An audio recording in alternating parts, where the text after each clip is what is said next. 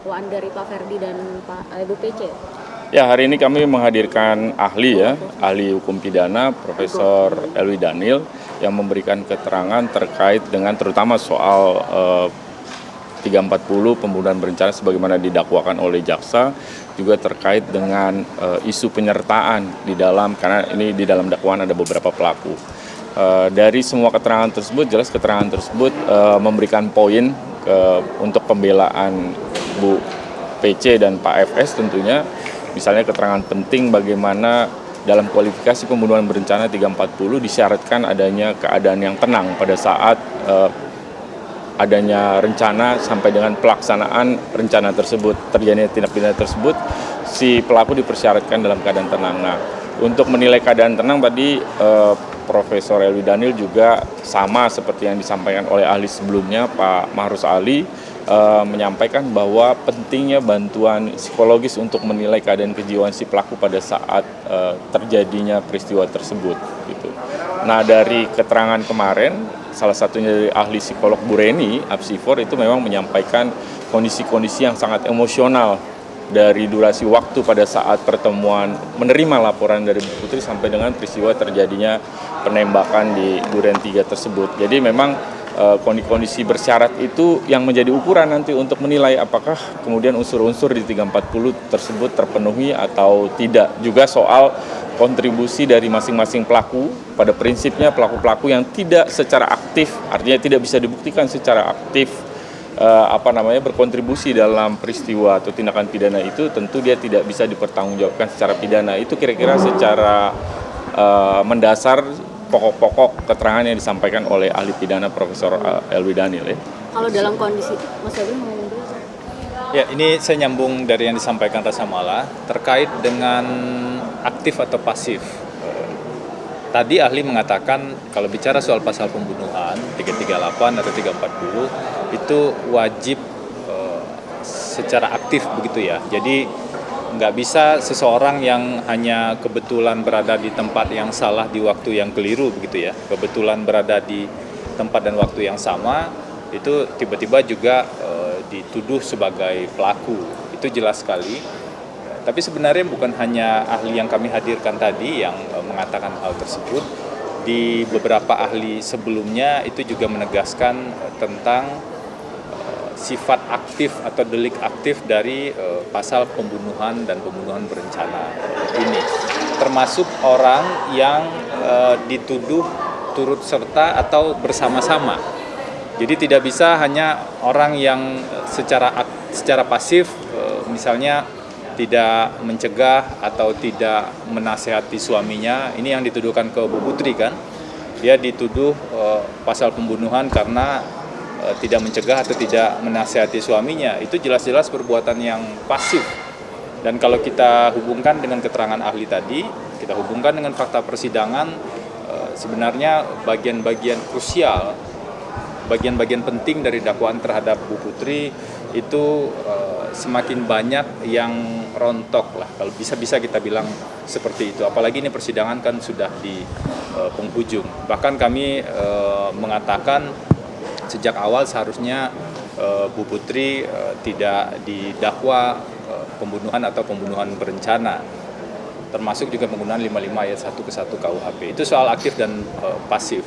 Karena kita kan harus adil juga untuk memisahkan mana yang benar-benar pelaku material misalnya, atau pihak yang menggerakkan atau yang menyuruh, dan mana yang sebenarnya bukan pelaku. Jadi bukan karena kebetulan ada 2 orang atau 5 orang di tempat di TKP misalnya kemudian semuanya jadi tersangka. Bagaimana kalau 100 orang ada di sana, apakah semuanya juga harus jadi tersangka padahal mereka tidak saling tahu. Nah, poin kedua yang juga ingin kami garis bawahi adalah terkonfirmasi dari ahli yang keterangan ahli tadi dan juga beberapa keterangan ahli sebelumnya terkait dengan wajib adanya kesamaan pengetahuan, kesamaan kehendak, atau yang disebut dengan meeting of mind kalau perbuatan itu dilakukan bersama-sama atau turut serta seperti itu. Nah, yang jadi masalah adalah kami menilai selama ini gagal dibuktikan adanya meeting of mind tersebut, kesamaan kehendak tersebut. Jadi dihubungkan dengan aspek perbuatan pasif, sudahlah perbuatan yang dituduhkan pasif, kemudian tidak ada meeting of mind, dan khusus untuk Bu Putri, bahkan pada saat peristiwa di TKP, Bu Putri sedang berada di kamar, tidak melihat sama sekali, tidak mengetahui akan terjadinya penembakan atau pembunuhan tersebut, tapi dia juga jadi terdakwa dalam perkara ini. Makanya kami sejak awal mengatakan tuduhan dalam dakwaan itu mengada-ngada sebenarnya kalau dituduhkan melakukan atau bersama-sama melakukan pembunuhan atau pembunuhan berencana. Poin ketiga, tadi yang juga muncul adalah penegasan dari apa yang sudah ada di undang-undang, di KUHP, penegasan yang sudah disampaikan oleh ahli sebelumnya juga, bahwa keterangan satu orang saksi yang tidak terkait atau yang tidak berkesesuaian dengan bukti lain atau saksi lain itu tidak valid secara hukum, siapapun saksi tersebut. Karena tidak boleh orang dihukum hanya karena keterangan satu saksi. Tidak boleh satu fakta dikatakan benar hanya berdasarkan keterangan satu saksi. Ini yang juga sejak awal kami sampaikan, bahkan sebelum proses pembuktian dalam eksepsi itu juga sudah kami sampaikan kalau kita membaca eksepsi tersebut. Poin keempat yang juga penting dalam persidangan tadi adalah terkait dengan posisi justice kolaborator. Pasal 28 junto pasal 5 ayat 2 dan penjelasan di Undang-Undang Perlindungan Saksi dan Korban jelas sekali mengatakan hanya ada 7 bentuk tindak pidana di mana pelaku yang bekerja sama bisa diberikan posisi sebagai justice kolaborator. Betul ada klausul umum yang disebut tindak pidana lain, tapi tetap wajib dibuktikan adanya akibat terhadap keselamatan jiwa seorang GC tersebut. Nah, pertanyaannya dalam konteks perkara ini, apakah ada bukti di persidangan ancaman terhadap keselamatan jiwa Richard? Sama sekali sebenarnya tidak ada. Justru di bukti digital forensik yang dimunculkan, bukti komunikasi misalnya, melalui saluran komunikasi itu terkonfirmasi bahwa komunikasinya tidak ada ancaman sama sekali sebenarnya terhadap Richard dari siapapun, termasuk juga dari Pak Ferdi Sambo. Jadi kita melihat tidak terpenuhi sebenarnya posisi seseorang sebagai justice kolaborator dalam konteks ini, Richard yang juga jadi terdakwa dalam perkara yang lain. Apalagi sudah terkonfirmasi, bahkan Richard juga mengaku di salah satu persidangan dengan terdakwa Pak Ferdi Sambo dan Bu Putri berbohong ketika menyampaikan keterangan tanggal 5 Agustus, dan beberapa keterangan tersebut, keterangan lain juga bertentangan dan tidak berkesesuaian dengan bukti-bukti lain. Misalnya soal sarung tangan, disebut Pak Ferdi Sambo pakai sarung tangan sejak dari rumah Saguling. Di Duren 3 juga bukti CCTV, ada 3 bukti CCTV justru menunjukkan pada kita tidak ada sarung tangan tersebut, dan itu terang benderang sekali. Di sisi lain kan aspek merencanakan pembunuhan itu juga dibuktikan dengan adanya sarung tangan, padahal sarung tangan itu tidak pernah digunakan, sarung tangan hitam ya, seperti yang disebutkan di dakwaan dan juga keterangan saksi. Dan ada beberapa keterangan Richard yang juga tidak konsisten di beberapa tingkat pemeriksaan. Nah, pantaskah orang yang seperti itu, orang yang pernah berbohong dan tidak konsisten, itu diberikan posisi sebagai justice kolaborator? Nah, itu tentu menjadi pertanyaan, dan kembali kalau menurut ahli tadi kembali pada pertimbangan hakim. Jadi kalau kita mengacu pada surat edaran Mahkamah Agung yang memutuskan posisi seseorang sebagai justice kolaborator dan kemudian memberikan keringanan, itu adalah majelis hakim, bukan lembaga lain. Mengusulkan boleh-boleh saja. Jadi yang memutuskan di persidangan adalah majelis hakim, sehingga kalau diputuskan ya maka bisa diberikan keringanan. Tidak bisa membebaskan juga, karena kalau kita analisis ya, kalau Richard Eliezer divonis bebas, dia adalah pelaku material, pelaku yang melakukan penembakan.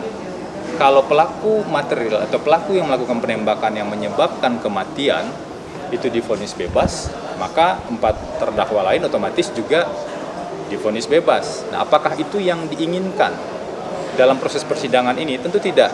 Karena yang kita inginkan adalah pelaku yang betul-betul menyebabkan kematian atau orang-orang yang bersama-sama terbukti punya meeting of mind itu bertanggung jawab secara pidana. Karena kita kan tidak bicara soal menang atau kalah, kita bicara tentang bagaimana menghadirkan kebenaran dan keadilan di ruang persidangan ini. Jadi terakhir dari poin tadi, kami juga bertanya terkait dengan konsekuensi split sync. Perkara ini kan diproses secara split sync. Ada persidangan Richard, Kuat, dan Ricky yang dilakukan pada hari Senin. Kemudian ada persidangan untuk Pak Ferdi Sambo dan Bu Putri pada hari Selasa. Bukti-bukti yang muncul pada sidang hari Senin atau sidang hari Rabu atau sidang hari lainnya untuk terdakwa yang lain itu tidak bisa digunakan untuk persidangan dengan terdakwa Bu Putri dan Pak Ferdi Sambo dan sebaliknya.